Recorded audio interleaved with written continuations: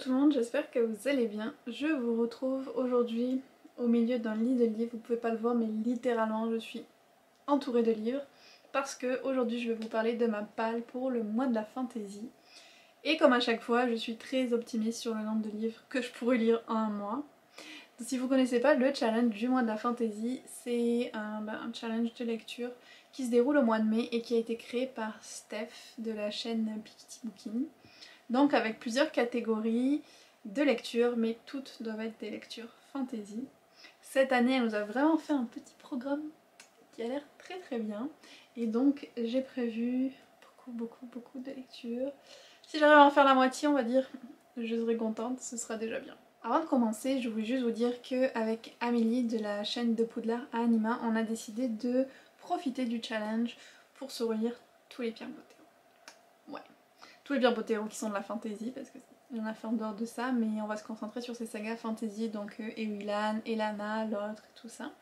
Donc vous allez voir que je les ai placés par-ci par-là pour que ça corresponde aux catégories du challenge. Ils sont pas forcément dans l'ordre des catégories, mais au final j'espère vraiment pouvoir tous les lire et puis avec Amélie on va pouvoir en discuter, peut-être faire une petite vidéo aussi pour discuter avec vous de Pierre Bottero parce qu'on est des grandes fans de cet auteur.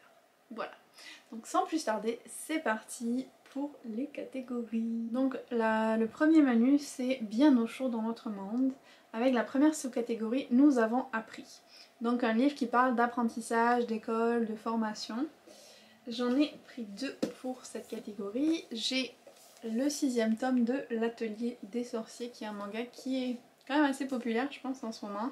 Et donc on suit plusieurs jeunes filles qui sont apprenties auprès d'un sorcier, donc ça va parfaitement dans la catégorie.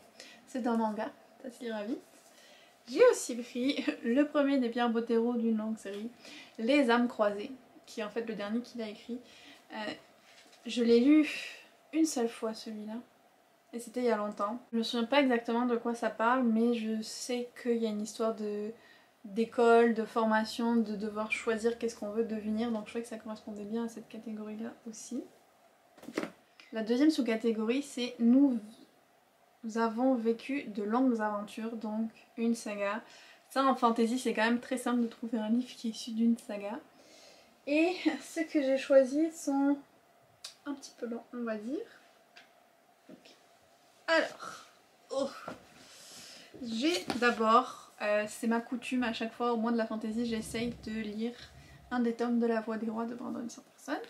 Donc là, je devrais lire la première partie du livre des Radieux, qui fait à peine 1000 pages. Tout va bien. L'an dernier, j'avais lu justement avec Stéphanie j'avais lu avec, elle avait fini bien avant moi, mais le deuxième tome du premier opus. Et là donc c'est le premier tome du deuxième opus. C'est assez compliqué parce qu'ils les ont découpés en français. Mais en gros c'est le 3e livre en français de la série.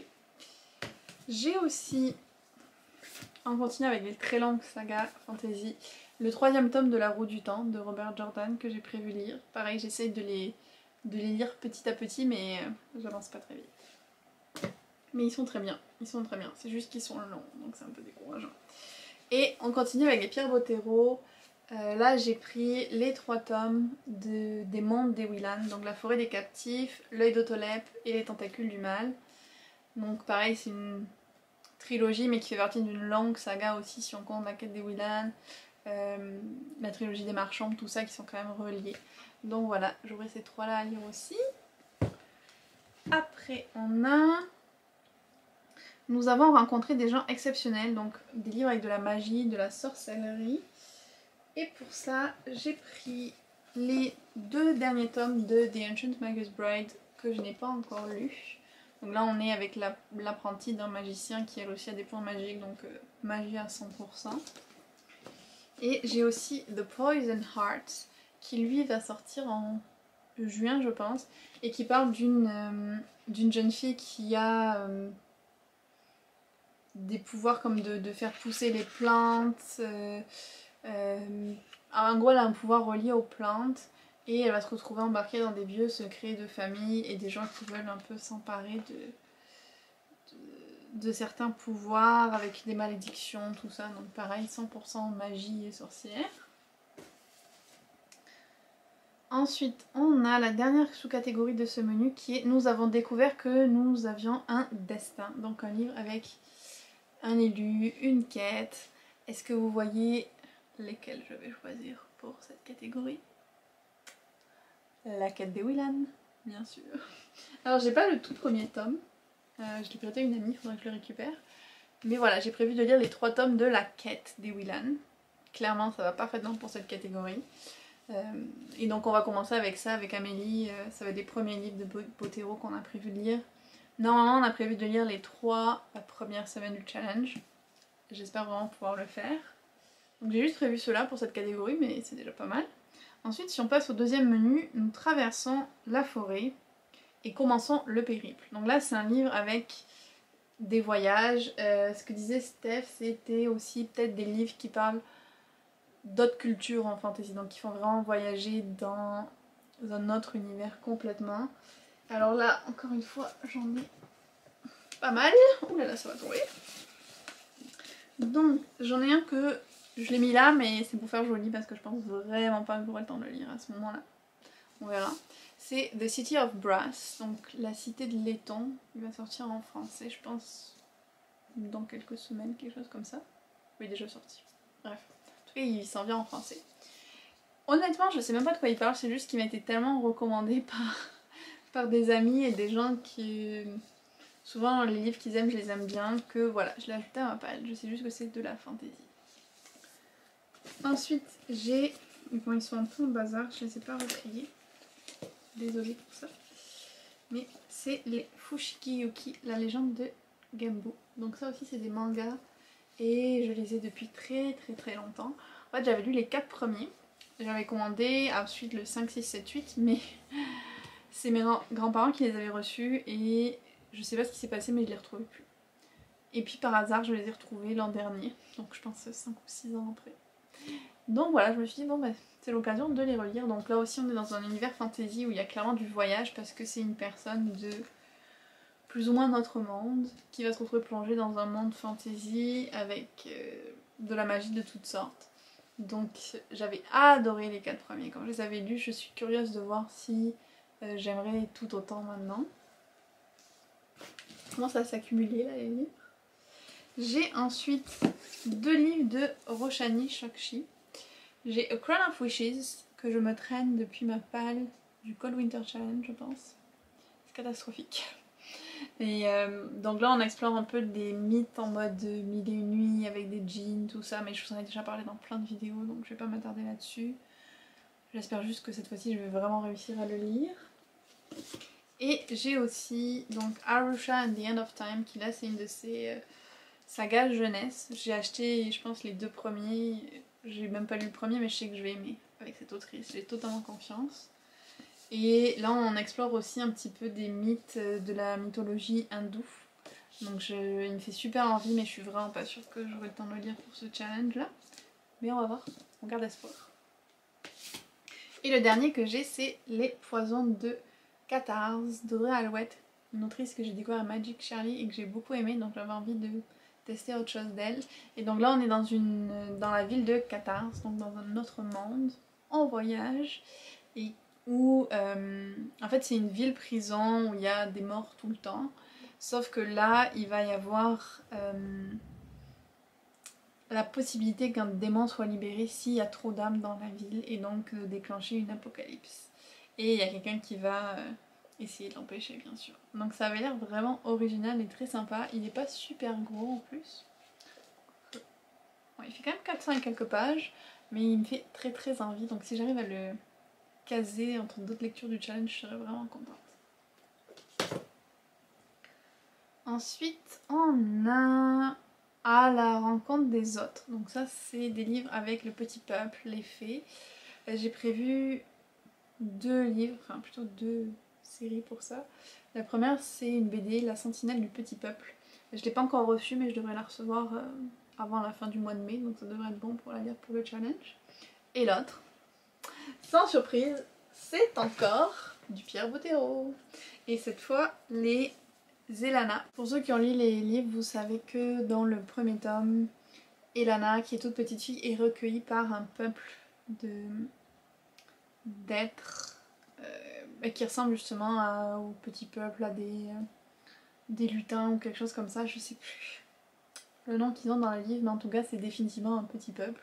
Donc ça va parfaitement pour cette catégorie, et puis ben j'en profiterai pour lire les deux autres. Voilà. Ça commence à faire pas mal de livres, hein.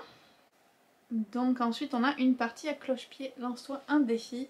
Et pour moi c'est un défi qui est un petit peu le thème au final du mois de la fantasy, parce que je me suis lancé ce défi de faire des relectures.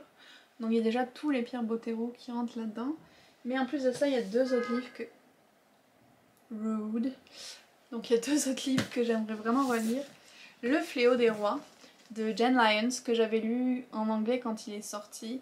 Et donc il a été traduit et j'avais beaucoup aimé, donc j'aimerais le relire en français. Puis j'aimerais surtout faire un peu la promotion de ce livre parce que le pauvre Willard n'a pas eu beaucoup et pourtant il est tellement bien.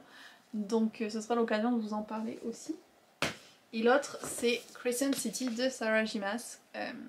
Je le disais dans d'autres vidéos, mais depuis que j'ai fini A Court of Silver Flame, je suis vraiment en manque des univers de Sarah J. Maas et j'ai de plus en plus envie de relire celui-là. Donc mon défi ce serait de relire les Pierre Bottero et ces deux-là. Si j'arrive à faire juste une seule de ces choses-là, je serais contente honnêtement. Et la dernière... Oh, ça tombe. Ça va avoir trop de livres ici. La dernière sous-catégorie de ce menu, c'est la fin en la survolant. Donc un livre avec des créatures volantes. Là, j'ai un petit peu plus galéré, mais j'ai fini par trouver un livre que je me suis acheté il n'y a pas longtemps. C'est Succubus. Donc vous me direz que c'est pas trop mon style habituel de livre, mais je sais pas, j'avais envie de tenter. C'était justement après avoir fini le Sarah J. Maas et j'étais un peu dans ce mood de... Oh, des romans fantasy un peu olé olé, ça me tente bien. Donc voilà, je sais même plus de quoi il parle, je pense que c'est une succube qui fait des trucs policiers ou qui... c'est ça, qui fait des enquêtes, un truc comme ça. Classique. Mais elle a des ailes, donc ça compte pour cette catégorie, c'est ça qui est important. Ensuite on passe au dernier menu qui est vers d'autres contrées. La première sous-catégorie c'est Pour y trouver l'amour, donc avec un livre fantasy avec un peu de romance. Honnêtement il y en a plein qui pourraient correspondre que j'ai mis dans d'autres catégories, notamment A Crown of Wishes, les Pierre Bottero. Donc vu que dans toutes les catégories j'ai plusieurs livres, je pense que j'irai piocher là-dedans. Crescent City aussi, il y a de la romance, bref dans à peu près tous que je vous ai présentés il y a de la romance. Donc c'est ça, comme j'ai plusieurs livres pour chaque catégorie, je me dis que ça va aller pour ça là. Ensuite, on a Pour y trouver un apprenti, littérature jeunesse. C'est vrai qu'on retrouve des Pierre Bottero, encore une fois. Et oui, avec cette fois la trilogie de l'autre, qui est une trilogie un petit peu plus jeunesse qu'il a faite, mais qui est aussi reliée à la quête des Willan et tout ça. Donc moi je les compte un peu dans cette continuité là. Donc voilà, et puis si je voulais, il y avait aussi Arusha, dont je vous ai parlé tout à l'heure, qui est de la jeunesse. J'ai plein de livres qui rentreraient dans plusieurs catégories en fait. On est dans une situation d'équilibre très instable ici. Après ça, on a Se laisser porter, donc là c'est une lecture commune et je vais essayer de lire. Pareil, ça fait des mois que j'essaye de lire. La guerre du pavot, donc The Poppy War. Qui d'ailleurs, je l'avais placé en fait au début dans la catégorie apprentissage parce qu'on va suivre une jeune femme qui va suivre un entraînement très très strict dans une école. Je pense pas que ce soit de la fantasy dans le sens beaucoup de magie et tout ça, mais c'est plus un rapport avec l'univers. J'en ai entendu beaucoup de bien, on m'a aussi dit que c'était un roman qui avait des passages assez durs et j'ai très hâte de le découvrir. Et enfin, la dernière sous-catégorie, découvrir une nouvelle ville, donc de l'urban fantasy. Là aussi j'ai une petite sélection. Alors d'abord j'ai Blood Like Magic qui sort lui aussi en juin. Et ce qui m'intéressait beaucoup dans celui-là, c'est que c'est une histoire de magie avec des sorcières, mais qui se passe dans le futur, donc avec une société qui est quand même assez branchée technologie, avec plein de trucs qu'on n'a pas maintenant et tout. Donc je trouvais ce mélange hyper intéressant. Puis en plus ça se passe, je crois que c'est à Vancouver ou Toronto, mais en tout cas c'est c'est canadien, donc j'aime bien découvrir plus d'auteurs canadiens aussi. J'ai le troisième tome d'Oracle, pareil je me le traîne depuis hyper longtemps. Donc là on est dans de l'urban fantasy inspiré mythologie, celtique, Bretagne, tout ça. C'est le dernier tome de la trilogie aussi d'ailleurs, une raison de plus de le lire. Et puis j'ai Les Rivières de Londres. Alors j'ai pris ces deux-là parce que il faut que je vérifie où j'en suis. Je crois que j'ai lu 3 livres de la saga, mais je suis pas sûre à 100%. Donc en tout cas, j'aimerais bien la continuer.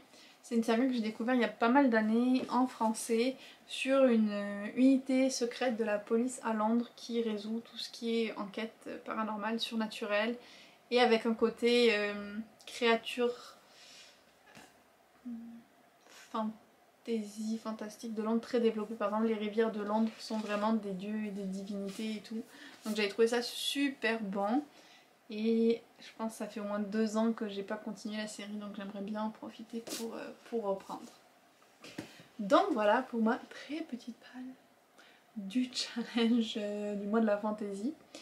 C'est sûr que je lirai pas tout, mais je reste optimiste. Je vais faire mon maximum pour essayer de lire tout ça. N'hésitez pas vous à me dire qu'est-ce que vous avez prévu de lire si vous participez ou si jamais vous auriez d'autres recommandations pour les gens qui vont participer. Puis je vous retrouve très bientôt pour une autre vidéo.